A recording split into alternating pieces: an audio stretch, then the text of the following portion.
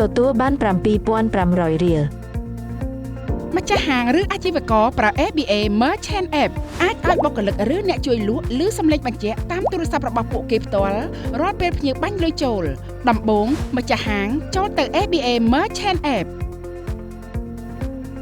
ចុចគ្រប់គ្រងអាជីវកម្មអ្នកគិតលុយចុចសញ្ញាបូកបំពេញព័ត៌មានជ្រើសរើសសាខាហើយចុចរក្សាទុកបន្ទាប់មកផ្ញើលីងទៅបុគ្គលិកឬអ្នកជួយលក់ដើម្បីឲ្យពួកគេចាប់ផ្ដើមប្រើប្រាស់ ABA Merchant App ក្នុងមុខងារជាអ្នកគិតលុយនៅលើទូរស័ព្ទដៃរបស់បុគ្គលិកឬអ្នកជួយលក់ចុចលីងដើម្បីចុះឈ្មោះយល់ព្រមតាមលក្ខខណ្ឌហើយបញ្ចូលលេខកូដសម្ងាត់ជាការស្រេច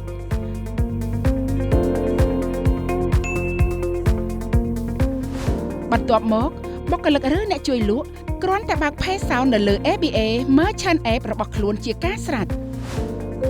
ទទួលបាន 7,500 រៀល ទាំងម្ចាស់អាជីវកម្មទាំងបុគ្គលិកឬអ្នកជួយលក់នឹងឮសំឡេងដូចគ្នាដំណាលគ្នាពីទូរស័ព្ទរៀងៗខ្លួនរាល់ពេលភ្ញៀវបាញ់លុយចូល